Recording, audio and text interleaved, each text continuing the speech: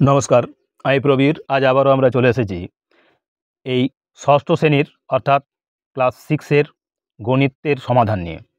আমাদের আজকের পর্বে মূলত আমরা রয়েছি পশ্চিমবঙ্গ বিজ্ঞান মঞ্চের মেধা অন্বেষণের বই হাতে।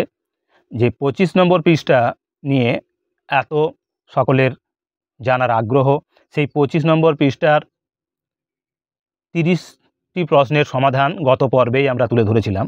আজকের পর্বে আমরা 20টি প্রশ্ন 26 পৃষ্ঠা থেকে 27 পৃষ্ঠার মধ্যে থাকা 50 পর্যন্ত, অর্থাৎ 30 থেকে 50 পর্যন্ত যে প্রশ্নগুলো রয়েছে তার প্রত্যেকটির সমাধান আমরা আমাদের এই পর্বে তুলে ধরব। আগামী আর কয়েকদিনের মধ্যেই অনুষ্ঠিত হতে চলেছে ট্যালেন্ট সার্চের পরীক্ষা এবং সেই সঙ্গে 21 তারিখ মেধা অন্বেষণ। তো সেই কারণে অবশ্যই গুরুত্ব সহকারে এই ভিডিওটি দেখবে। তার পাশাপাশি লাইক, কমেন্ট, শেয়ার দিয়ে ভিডিওগুলোকে আরও অন্যান্য বন্ধুবান্ধবদের মধ্যে ছড়িয়ে দেবে। সেই সঙ্গে আরও ভালো কিভাবে আমরা ভিডিওগুলো পেতে পারি, কিভাবে করা যেতে পারে, সেই সম্পর্কে তোমাদের মতামত কমেন্ট বক্সে তুলে ধরবে। আর অবশ্যই আমাদের এই চ্যানেলটি ভালো লাগলে, ভিডিওগুলি ভালো লাগলে অবশ্যই শেয়ার করে, সাবস্ক্রাইব করে আমাদেরকে উৎসাহ করবে বা উৎসাহিত করবে। সেই সঙ্গে আমাদের আর্থিক সাহায্য সহযোগিতার হাত বাড়িয়ে দেবে এই বিশ্বাস রেখে আজকের পর্বটি আমরা শুরু করতে চলেছি। আজকের পর্বের প্রথমেই যে প্রশ্নটি রয়েছে তা হলো 31-এর দাগের প্রশ্ন। এখানে রয়েছে 5, 7, 11, 19 এবং স্টার। এই স্টার চিহ্নের স্থানে কি সংখ্যা বসবে? এটা হবে 35। এটা করে দেওয়া আছে, দেখো করে নিয়েছি। তো কিভাবে হচ্ছে এটা ভালো করে দেখো। এখানে এইভাবে যদি আমরা দেখি, এটা এইভাবে গেছে, 5 আর 2 হলো 7, 7 আর 4 হলো 11, 11 আর 8 হলো 19। তাহলে 19 আর 16তে হবে 35। অর্থাৎ এক্ষেত্রে 2, 4, তারপরে হচ্ছে কি 2-এর ডবল 4 হয়েছে, 4-এর ডবল 8 হয়েছে, 8-এর ডবল তাহলে কত হবে? 16। এইভাবে গিয়ে হবে কত না, পরবর্তী যে সংখ্যাটি অর্থাৎ পঞ্চম সংখ্যাটি এক্ষেত্রে হবে 35। এবার দেখো 32-এর দাগের যে প্রশ্নটা ছিল তার উত্তর। 32-এর দাগের প্রশ্নে ছিল কি না 9, 25, 49, 81 এবং পঞ্চম স্থানের কি সংখ্যা বসবে? এটা হবে 121। কি করে হচ্ছে 121? দেখো না, 9 হলো একটা বর্গ সংখ্যা, সেটা হলো 3-এর বর্গ। তারপর 25 হলো 5-এর বর্গ, 49 হলো 7-এর বর্গ, 81 হলো 9-এর বর্গ। তাহলে পরবর্তী যে সংখ্যাটা হবে তার বর্গ হবে, অর্থাৎ 9-এর পরে হবে কত না 10 হতে পারে।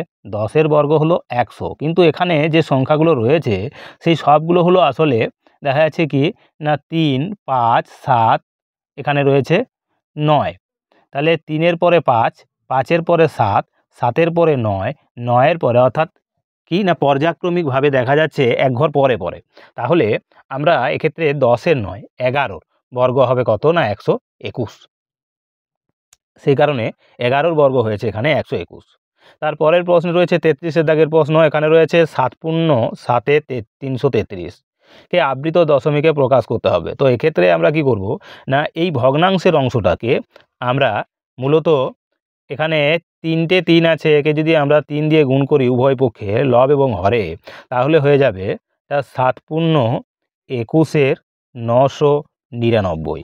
তাহলে 3টে 9 আছে, মানে 3টে মাথায় পৌনঃপুনিক বা আবৃত দশমিক বসবে। তাহলে সমান দিয়ে হয়ে যাবে 7 দশমিক কি না 021, যার এই 1 এবং 0-এর মাথায় পৌনঃপুনিক, মানে এই 3টের মাথাতেই হবে পৌনঃপুনিক। অর্থাৎ 7.021, 0 এবং 0, 2 এবং 1-এর মাথায় হবে আবৃত দশমিক। এই গেল আমাদের 33-এর দাগের প্রশ্ন। এবার দেখো 34-এর দাগের যে প্রশ্নটি তার উত্তর। 34-এর দাগের প্রশ্ন ছিল 600 জন সৈন্যকে বর্গাকারে সাজিয়ে দেখা গেল 26 জন সৈন্য উদ্বৃত্ত থাকছে, মানে 26 জন সৈন্য অতিরিক্ত থাকছে। তাহলে সম্মুখ সারির এর সৈন্য সংখ্যা কত, মানে সামনের সারিতে সৈন্য সংখ্যা কত হবে? তাহলে এখানে এই 500, এই 600 থেকে আমরা 24 বিয়োগ করে এর বর্গমূল করব, তার মানে হবে 576। তাহলে 576-এর বর্গমূল কত হবে না 24। 24 হবে 576। তাহলে এখানে লিখব আমরা 24। তাহলে সামনের সারিতে সৈন্য সংখ্যা হবে কত না 24 জন। তো এটা হবে আমাদের 34-এর দাগের যে প্রশ্ন তার উত্তর। এবার দেখো 35-এর প্রশ্ন বলেছে দুটি সংখ্যার সমষ্টি অর্থাৎ যোগফল দেওয়া আছে 7.3, অন্তর দেওয়া আছে 3.1 হলে ক্ষুদ্রতর সংখ্যাটি কত, অর্থাৎ সবচেয়ে ছোট সংখ্যাটি কি হবে সেটা আমাদের নির্ণয় করতে হবে। তো সেই ক্ষুদ্রতম সংখ্যাটা নির্ণয় করার জন্য আমরা এক্ষেত্রে কি করব না, আমরা এক্ষেত্রে এই 7.3 থেকে 3.1 বিয়োগ করে 2 দিয়ে ভাগ করব। তার মানে এটাকে বিয়োগ করছি, তাহলে 1 কয় দাও 3 হবে, 2 দাও 3, 3 কয় দাও 7, 4 দাও 7, তাহলে 4.2, একে যদি আমরা 2 দিয়ে ভাগ করি তাহলে হয়ে যাবে 2.1, উত্তর হবে 2.1। এবার রয়েছে 36-এর দাগের প্রশ্ন বলেছে 8 কিমি এর 0.625 সমান কত মিটার। 1 কিমি সমান হলো 1000, তাহলে 8 কিমি সমান হবে 8000। 8000 ইন্টু কত হবে না 625 বা এখানে লিখবো আমরা 1000, এভাবে লিখবো। তাহলে এই হাজারে হাজারে কেটে নেব, অর্থাৎ এখানে 3টে শূন্য কেটে গেল, তাহলে 8 দিয়ে গুণ করে নিচ্ছি। 8 5 40, 8 দুগুণে 16, 4 20, 8 6 48, 49 50। তার মানে এটা হবে 5000, এটা হবে 5000 মিটার। এটা 5000 মিটার সমান সমান 5 কিমি। 5000 মিটার লিখতে পারি বা 5 কিমি লিখতে পারি। এই হবে আমাদের এই প্রশ্নটির উত্তর, অর্থাৎ 36-এর দাগের প্রশ্নের উত্তর। এবার দেখো 37-এর দাগের যে প্রশ্ন তার উত্তর। 37-এর দাগের প্রশ্নে কি রয়েছে না, এখানে বলা আছে তুমি পরীক্ষায় 700 নম্বরের মধ্যে 497 নম্বর পেয়েছো, তুমি শতকরা কত নম্বর পেয়েছো। তাহলে যেটা পেয়েছি সেটা হবে কত না 497/700, এভাবে লিখব। ইন্টু করব আমরা 100, যেহেতু বলেছে শতকরা কত পেয়েছো তাহলে ইন্টু 100 করব। তার মানে এই দুটো শূন্য, এখানেও দুটো শূন্য কেটে দেবো, এবার 7 দিয়ে কাটাকুটি করব। 7 দিয়ে কাটলে 7 7 49, 7 1 7, মানে হবে 71%। এটা হবে 71%। তার মানে এই 700 নম্বরের মধ্যে 497 নম্বর পাওয়াটা হলো আমাদের 71% নম্বর পাওয়া। এবার দেখো 38-এর দাগের প্রশ্ন বলেছে 12টি খাতার মূল্য 44.04 টাকা, 17টি খাতার মূল্য কত। তাহলে 12টি খাতার মূল্য যেখানে 44.04, সেখানে 17টি খাতার মূল্য কত। তাহলে এখানে হয়ে যাবে এই 44.04/12 ইন্টু হবে 17। তাহলে 12 দিয়ে যদি কাটি, 12 3 36, তাহলে কত থাকছে 8 80 হচ্ছে। তাহলে এখানে লিখব কি 6 12 72, 72 এখানে হচ্ছে কত 72, 8 থাকছে 84, 7 12 84, এখানে দশমিক বসে যাবে। এবার আমরা একে গুণ করে নেব, তাহলে পাচ্ছি 7 17 119 এর 9, হাতে রইল 11, 11 6 17 102, 102 আর 11তে হবে 113, 113 3, হাতে রইল 11, 17 3 51, 51 আর 11তে 51 আর 11তে হবে 62। তাহলে হবে দুটোর পরে দশমিক বসালে পাচ্ছি 62.39, 62.39 টাকা। তাহলে 12টি খাতার মূল্য যেখানে 44.04 টাকা, সেখানে 17টি খাতার মূল্য হবে 62.39 টাকা। এবার দেখো 39-এর দাগের যে প্রশ্ন, সেখানে বলা আছে 100 টাকার কত 100%, 100% সমান কত টাকা। তো এটা তার মানে 100 টাকাই হবে, অর্থাৎ এভাবে লিখতে পারি 100 ইন্টু 100/100%, মানে 100 100 কেটে গেল, অর্থাৎ 100 টাকা। উত্তর হবে 100 টাকা। তাহলে 100 টাকার কত 100% না, সেটা হবে 100 টাকা। এবার বলেছে 1 মিটারের 1% সমান কত মিটার। 1 মিটারের 1% সমান সমান 1 গুণ 1 এর 100 সমান সমান হবে 0.01 মিটার। এটা হবে উত্তর। 41-এর দাগে যে প্রশ্নটা আছে সেখানে কি বলছে, সেখানে বলেছে তোমার বাবার মাসিক আয় 35,800 টাকা, তিনি আয়ের 85% খরচ করেন, প্রতি মাসে তার সঞ্চয় কত টাকা। তাহলে 85% যেহেতু খরচ করেন, তাহলে তার সঞ্চয় হচ্ছে কত না 15%। 100 থেকে যদি বিয়োগ দিই আমরা, তাহলে 15% সঞ্চয় শতকরা।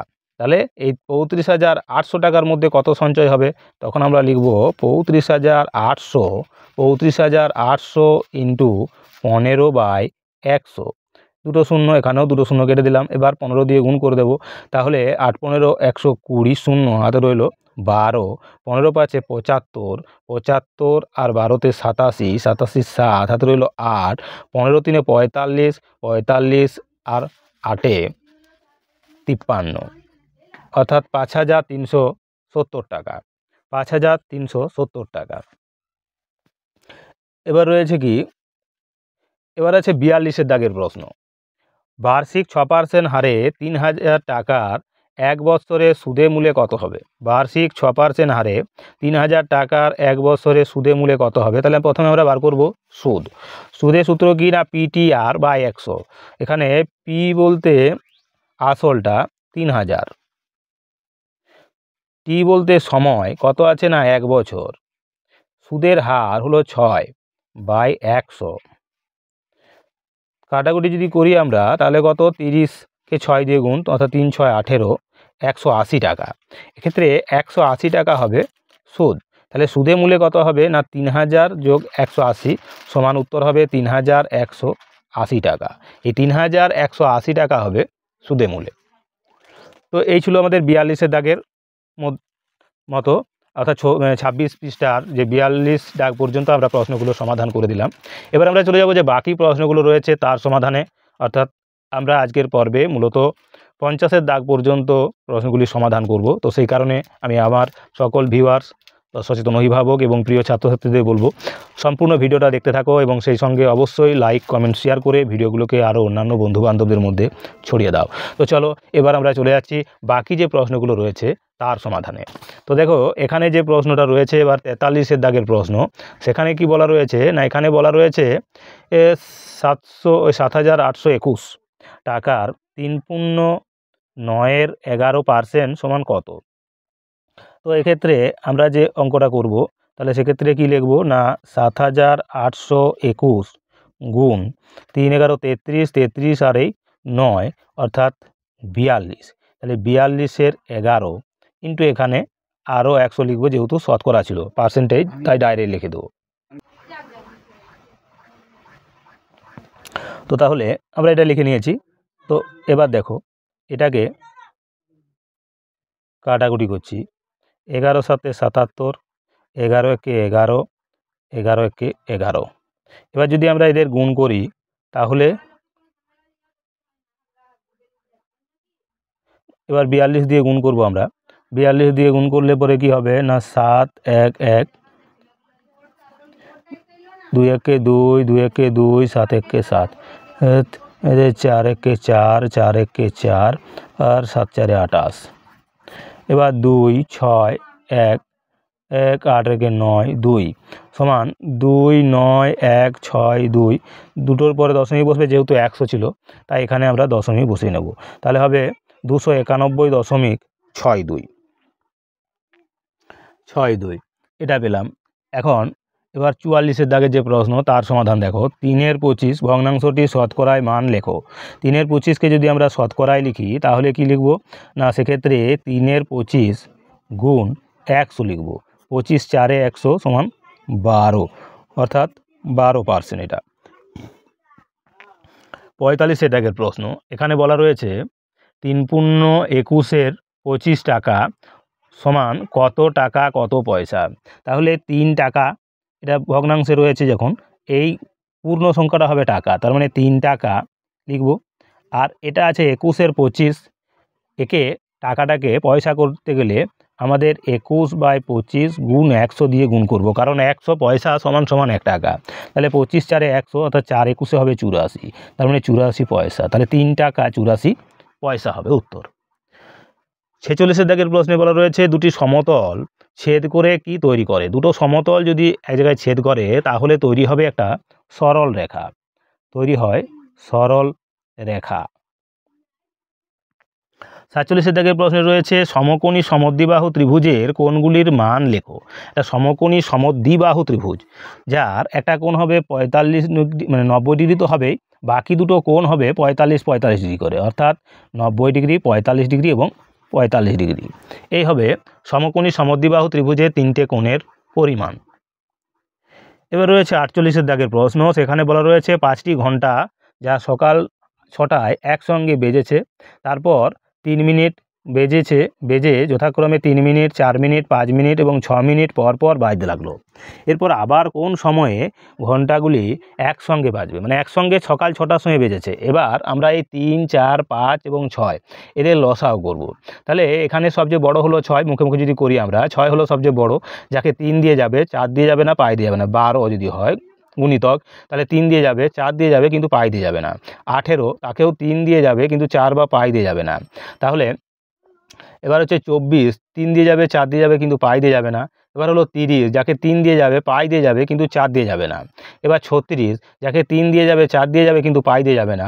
এবার যদি করি আমরা 42, যাকে 3 দিয়ে যাবে, 4 দিয়েও যাবে না, পাই দিয়েও যাবে না। এবার 48, 3 দিয়ে যাবে, 4 দিয়ে যাবে, কিন্তু পাই দিয়ে যাবে না। এবার হচ্ছে কি 54, যাকে 3 দিয়ে যাবে, কিন্তু 4 বা পাই দিয়ে যাবে না। 60, যাকে 3, 4 এবং 5 উভয় দিয়ে যাবে, তার মানে 60 হবে লসাগু। এবার তার মানে 60 মিনিট, তার মানে 60 মিনিট পর, মানে 6টার সময় এখানে সকাল, তাহলে 60 মিনিট, 60 মিনিট মানে হলো কি না 1 ঘন্টা। তাহলে সকাল 6টা একসঙ্গে বাজলে আবার তারা বলছে কোন সময়ে ঘন্টাগুলো একসঙ্গে বাজবে, না 1 ঘন্টা পর, 1 ঘন্টা পর, অর্থাৎ সকাল 7টায়, আবার ঘন্টাগুলি একসঙ্গে বাজবে। এবার দেখো 49 দাগের প্রশ্ন, এখানে বলা রয়েছে 5 অঙ্কের কোন ক্ষুদ্রতম সংখ্যা 44, 55, 66 দিয়ে বিভাজ্য। তাহলে কোন সংখ্যাগুলো 44, 55 এবং 66 সংখ্যা দিয়ে বিভাজ্য? 5 অঙ্কের কোন ক্ষুদ্রতম সংখ্যা? তাহলে 5 অঙ্কের ক্ষুদ্রতম সংখ্যা হলো 1-এর পিঠে 4টে শূন্য, 1-এর পিঠে আমরা 4টে শূন্য দেব, তাকে আমরা ভাগ দেব কত দিয়ে, না এদের লসাগু করব 44, 55, 66, তাহলে 11 দিয়ে গেলে 4, 5, 6, অর্থাৎ আমরা এদের প্রথমে লসাগু করে নেব। এই 44, 55, 66 লসাগু করলে পাচ্ছি কত, 11 দিয়ে গেলে 4, 11, 44, 5, 11, 55, 6, 11, 66। এবার 2 দিয়ে যদি চালাই, 2 দিয়ে 4, 5 নেমে গেল, 2, 3, 6, তাহলে 3, 5, 15, 15 দুগুণে 30, 30 দুগুণে 60, 60কে যদি 11 দিয়ে গুণ করি, তাহলে কত হবে, 6, 11, 66, মানে 660। এই 660 দিয়ে আমরা ভাগ করব কাকে, 660 দিয়ে ভাগ করব আমরা এই 10,000কে, 10,000কে ভাগ করছি, তাহলে কবার যাচ্ছে, একবার গেল। 660 বিয়োগ করলে পাচ্ছি 6 কয় দাও 10, 4 দাও 10, 6কে 7 কয় দাও 10, 3 দাও 10, এবার এটা পেলাম। তাহলে কবার যাচ্ছে, এবার পাই দিয়ে জ্বালাচ্ছি, 5 0 0, 5 6 30-এর 0, 5 6 30 আর 3 হলো 33, তাহলে হবে 100 কমে যাবে। এই 100টা আমরা কি করছি, না এই যে ভাগশেষ রয়েছে 100 বিয়োগ করে দেবো আমরা এই সংখ্যাটার চেয়ে। এখানে বলেছিল কি না 5 অঙ্কের সংখ্যাটা বের হবে, তাহলে এই সংখ্যা থেকে যে তফাৎ সেটা পাবো, অর্থাৎ 660 থেকে আমরা এই 100 যদি বিয়োগ করি, তাহলে কত পাচ্ছি, 0, 6, 5, তার মানে 560 আরও যোগ হয়ে যাবে। তাহলে উত্তরটা হবে কি, এক্ষেত্রে উত্তর হবে ওই 10,000 সংখ্যার সঙ্গে আরও 500 কত পেলাম, 60, তাহলে 0, 6, 5, 0, 1, অর্থাৎ 10,560 হবে সেই ক্ষুদ্রতম 5 অঙ্কের সংখ্যা, যা 55, 44 এবং 66 দ্বারা বিভাজ্য হবে। এবার আমাদের আজকের পর্বের যে শেষ প্রশ্ন, তার সমাধান দেখো। বলেছে 1300 এর নিকটতম কোন সংখ্যা 7 এবং 13 দিয়ে দ্বারা বিভাজ্য। তাহলে 7 এবং 13 এর লসাগু হবে কত, না 91, 91 দিয়ে আমরা 1300কে তাহলে ভাগ দেব, 1300কে ভাগ করব, তাহলে 1300কে যদি 91 দিয়ে ভাগ করি একবার যাবে, 91, 1 কয় দাও 10, 9 দাও 10, 9কে 10 কয় দাও 13, 3 দাও 13, 390। এবার কতবার যাবে, না এক্ষেত্রে 9 4-এ 4 বার চালাচ্ছি, তাহলে 4 1-কে 4 আর 4 9 হবে 36, তাহলে পাচ্ছি এবার 4 কয় দাও 10, 6 দাও 10, 6কে 7 কয় দাও 9, 2 দাও 9, তাহলে 26, অর্থাৎ 1300 থেকে 26 কম হবে একটা, আর একটা কত হবে, না একটা হবে এতে তফাৎ হবে, তাহলে 26, অর্থাৎ 1300 বিয়োগ 26 সমান 6 কয় দাও 14, এই 6 কয় দাও 10, 4 দাও 10, 2কে 3 কয় দাও 10, 7 দাও 10, 1 কয় দাও 3, 2 দাও 3, তাহলে 1274, সংখ্যাটা হবে 1274। এখানে লিখে দেবো আমরা 1274। আরও একটি সংখ্যা পাওয়া যায় যা সেটা বড় হবে, সেটা আমরা বার করব তখন কি করব, না 91 থেকে 26 বিয়োগ করে আমরা তার সমাধানও করতে পারি। তো এই ছিল মূলত আমাদের আজকের পর্বের প্রধান 20টি প্রশ্ন তার সমাধান। আগামী পর্বে ঠিক এরকমভাবেই আমরা বাকি যে প্রশ্নগুলো রয়েছে তারও সমাধান ধীরে ধীরে তুলে ধরব। তো সেই কারণে আগামী দিনেও ঠিক একই রকমভাবে এরকমভাবেই সম্পূর্ণ ভিডিওটা দেখবে এই আশা ভরসা রেখে আজকের মতো এখানেই ভিডিওটা শেষ করছি। দেখা হবে আগামী নতুন পর্বে। নমস্কার।